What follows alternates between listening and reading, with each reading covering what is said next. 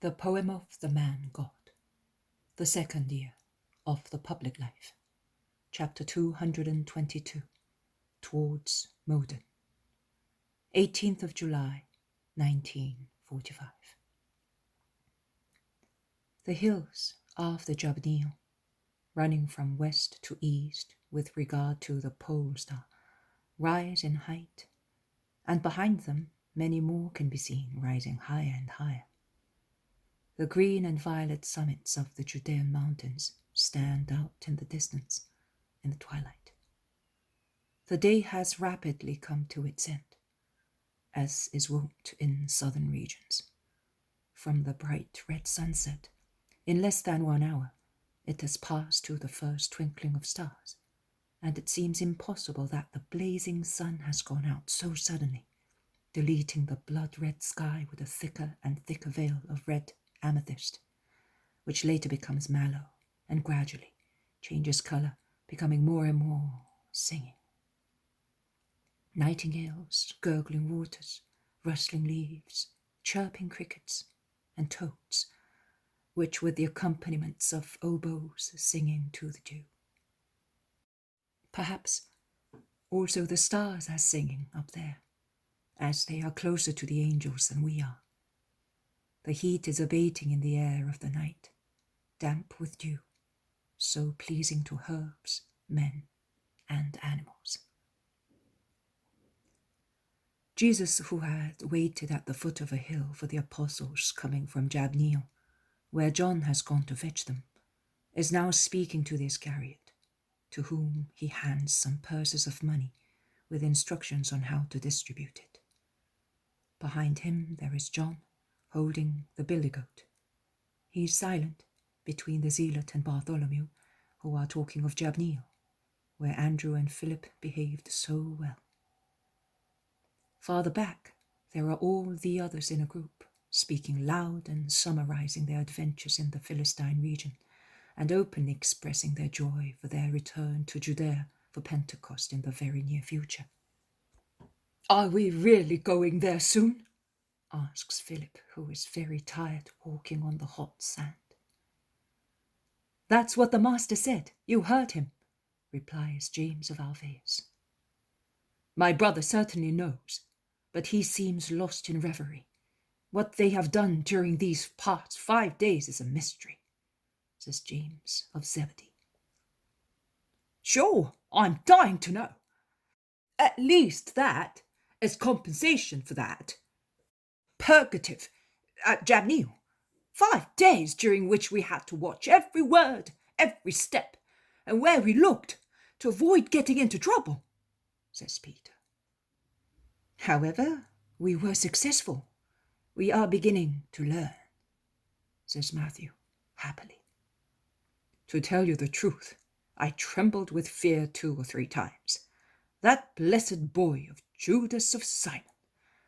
Will he never learn to control himself?" says Philip. "He will when he is old, and yet we may say that he does it for a good purpose. You heard him? Also the master said so. He does it out of zeal," remarks Andrew to excuse him. "Come off it! The master said so because he is goodness and prudence, but I do not think he approves of him," replies Peter. "He does not tell lies," retorts Thaddeus. "It is not a question of telling lies, but he knows how to reply most prudently, and we do not know how to do that, and he speaks the truth without breaking anybody's heart, without rousing anybody's indignation, and without reproaching. Of course, he is he," says Peter with a sigh. They become silent while walking in the clearer and clearer moonlight. Then Peter says to James of Zebedee, "Try and call John. I do not know why he is avoiding us." "I can tell you at once, because he knows that we would torment him in order to find out," replies Thomas. "Of course, and he is staying with the 2 most prudent and wise ones," confirms Philip. "Well, try just the same. James, be good," insists Peter. And James condescendingly calls John 3 times. The latter does not hear, or pretends not to hear.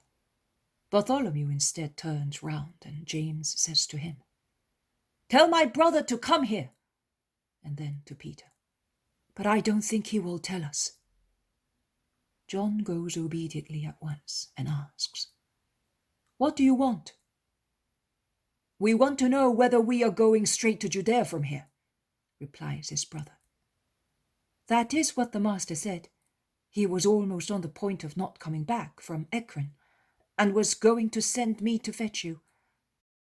Then he preferred to come as far as these last slopes, because one can go to Judea also from here."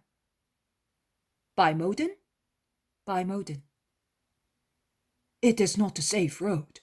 Bandits wait for caravans along it and make sudden attacks on them," objects Thomas. "Oh, with him, nothing can resist him," replies John, looking up to the sky, enraptured in who knows what memories, and smiling. They all watch him, and Peter says, "Tell me, are you perhaps reading a blissful story in the starry night, with that look on your face?" "Me? No." "Come off it. Also the stones can see that you are miles away from the world. Tell me, what happened to you at Ekron?" "Nothing, Simon. I can assure you. I would not be happy if anything unpleasant had happened." "Not unpleasant. On the contrary. Come on, speak up." "But I can tell you nothing more than what he has already told you. They were kind, like people amazed at miracles. That's all. Exactly as he said." "No," and Peter shakes his head. "No, you are not good at telling lies. You are as clear as spring water. No, you change colour. I have known you since you were a boy. You will never be able to tell lies. You are unable because of your heart, of your thoughts, of your tongue, of your very skin that changes colour. That is why I am fond of you, and I have always loved you. Listen, come here, to your old Simon of Jonah, your old friend. You remember when you were a boy and I was already a man? How I used to fondle you. You wanted stories and cork boats, which never shipwreck, you used to say, in which you needed to go far away. Also now you're going far away and you're leaving poor Simon ashore, and your little boat will never be wrecked. It is sailing full of flowers like the ones you used to launch, when a child, at Bethsaida, on the river, so that the river would carry them to the lake and they would sail and sail. Do you remember? I love you, John. We all love you. You are our sail. You are our boat which does not wreck. We sail in your wake. Why don't you tell us the miracle at Ekron?" Peter has spoken, clasping with one arm the waist of John, who endeavours to elude the question, saying, "Since you are our chief, why do you not speak to the crowds with the same persuasive strength as you are using with me? They need to be convinced, not I."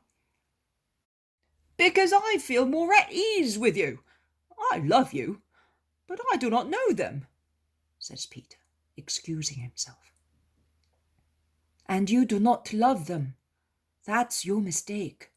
Love them, even if you do not know them. Say to yourself, they belong to our Father. You will then seem to know them, and you will love them. You will see in them so many Johns." "That is easily said, as if asps and hedgehogs could be exchanged for you, my eternal boy."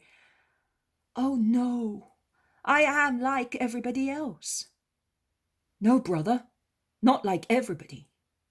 We, with the exception perhaps of Bartholomew, Andrew, and the Zealot, would have told everybody what happened to us and made us happy.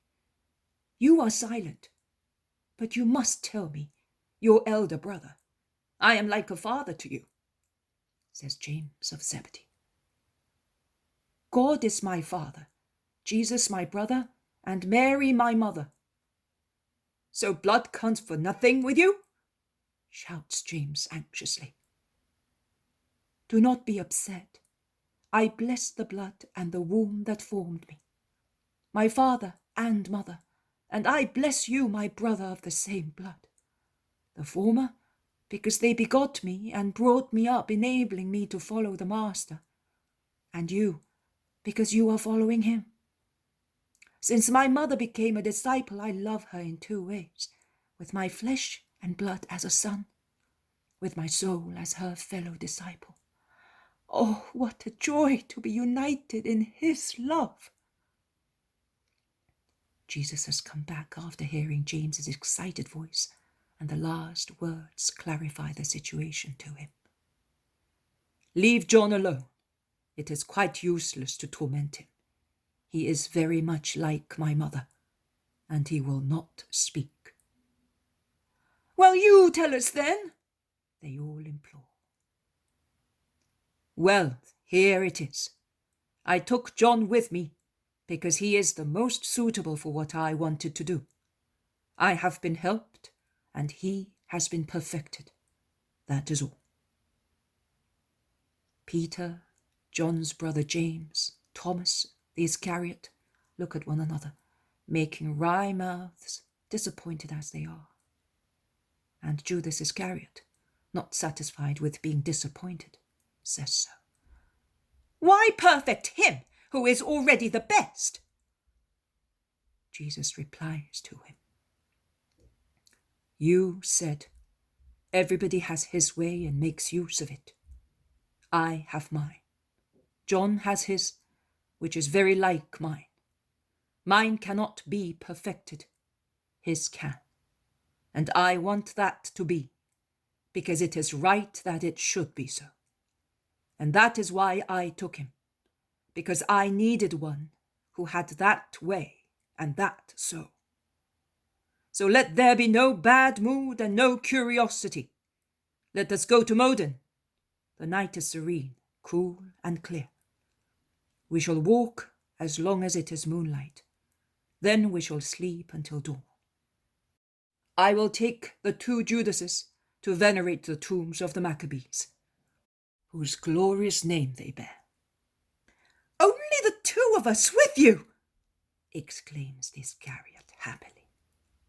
No, with everybody.